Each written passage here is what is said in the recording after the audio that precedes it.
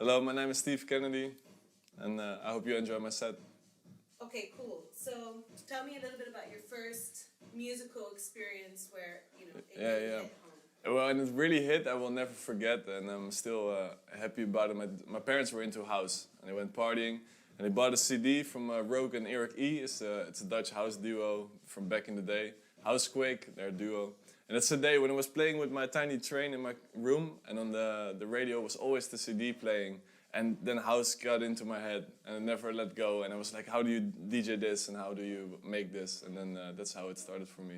Oh, I always started with house, because house is my groove, house is my soul. And it eventually developed to the combination of the groove of house and the space and energy of techno. And tried to create my own sound with making the own tracks. And I tried to combine the best of the both to create something that you're unable to not dance on the dance floor. That you go completely bonkers, so that's the idea. Where do you draw some of your inspiration from? From my friends, from the parties, and from all the other music on the world.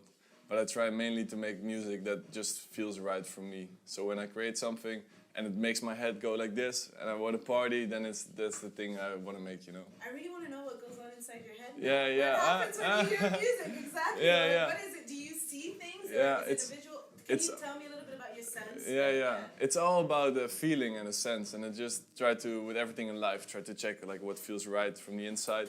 I create music. I'm just busy with feeling what works for me, and when it works for me, and it often then, and I play it on the dance floor, people go quite crazy. So it kind of works. Just making what you love, and then yeah, that's the thing that works for me.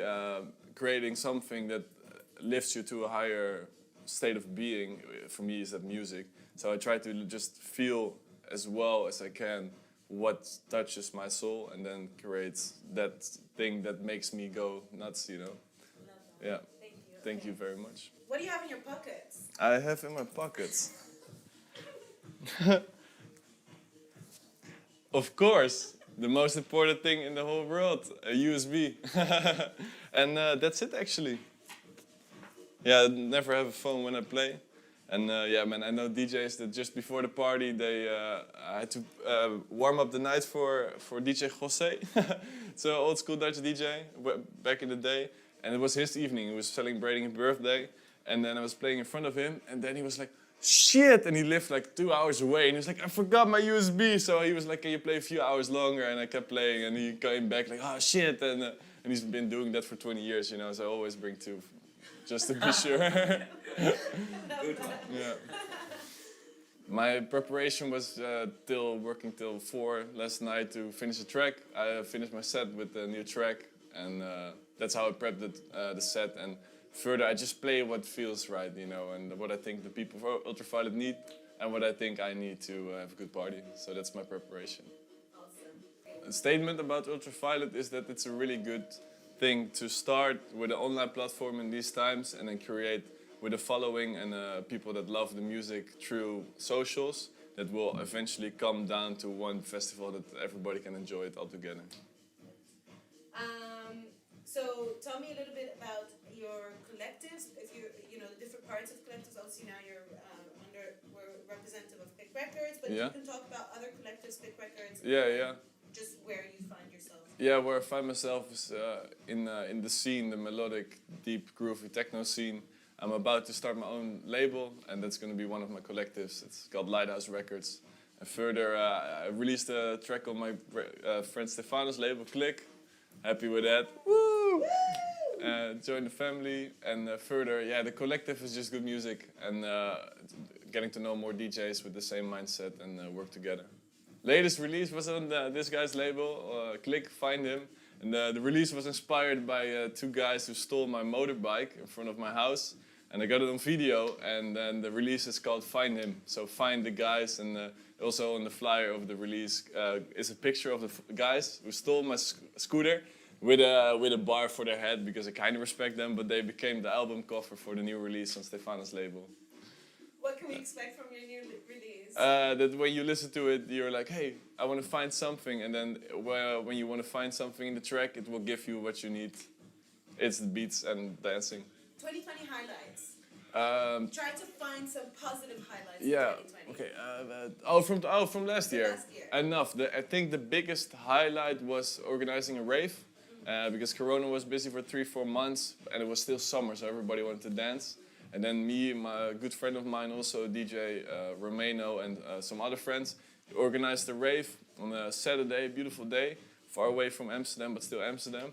And we made a group chat, and eventually there were like 500 people. It was completely crazy. We rented a medium sound system, but they were out of the sound system. So for the same price, they give the big sound system, and the rave, everybody went completely bonkers. And yeah, and it came in the newspaper as well. So you see, I found it at my home, laying on the floor, and now I put it in like a photo list, you know. So you see the newspaper with the party. What's next for me? Making as much music as I can, setting up the label, doing some illegal parties. Don't tell. Maybe not. And further, yeah, making music, releasing music, and just building. Okay, and fun fact about you. I don't fit through doors. You probably Yeah, and that's it. Favorite producers, I think, like the Hot Since '82, Joris Voor, and Carl Cox, Renier Zonneveld. But it's all what I try to make myself is a combination of those. So I don't have a favorite one, but they all have a certain energy, and try to combine it all into a new sound. The biggest pain point. challenges. Yeah, I think it's all a challenge because it's your own company and it's all the music. But the biggest challenge, I don't know, getting in reach with the big labels, that can be a big challenge. But there's always a way to find a way, so it's all a challenge, but also not a challenge. What would you like to see different about the industry? That the people come as well for the music and not for the drugs. Like drugs can be a nice extra, but you see some really famous people are also famous because it's all about the drugs, you know. And you can take some if you want, but not take it and then go, but go and then maybe take it. You know, it's a little difference. Well, actually, I'm just reading a book about how house and techno came to Holland from Detroit and Chicago, and how it developed. So, as in Holland is quite a big trademark in the world with the DJs. For my career, I want to be one of the big boys as well, so we'll work hard for it. And now I see it will go. Corona is still a pain in the ass, probably for a couple of years. You don't know, but it's going to be great. And when the parties are going to happen again, it's going to be even better, I think. My vision is that people come closer to each other and not afraid of the distance they have to keep now. And then forget all the bullshit like status or whatever. I want everybody to be one under the same roof, you know, in the same party.